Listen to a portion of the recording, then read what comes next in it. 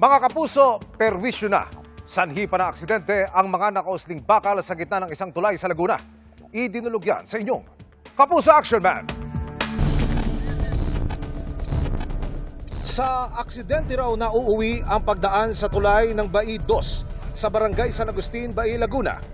Gaya ng nangyari sa dalawang sakay na motorsiklong ito na sugatan makaraang sumemplang sa lugar kamakailan.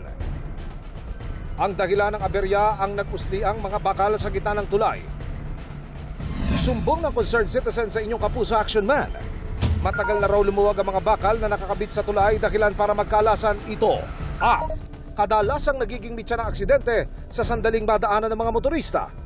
Nais ng concerned citizen na maisaayos ang nakababakalang problema. Sumangguni kami sa Department of Public Works and Highways Region 4A. Makaraang matanggap ang sumbong na kapagpadala na sila ng composite team sa Bai 2 Bridge para makapagsagawa ng assessment at verification. Natukoy ng team na nagkaroon na ng wear and tear o sira sa surface joints ng tulay. Dahil diyan, agad silang nagpatupad ng pansamantalang pagkukumpuni sa apektadong sections ng istruktura.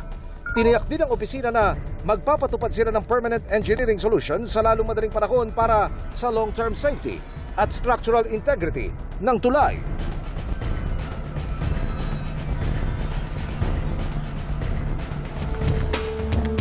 Mission accomplished tayo mga kapuso. Para po sa inyong mga sumbong, pwedeng mag-message sa Kapuso Action Man Facebook page o magtugo sa GMA Action Center sa GMA Network Drive, Corner Samar Avenue, Diliman, Quezon City.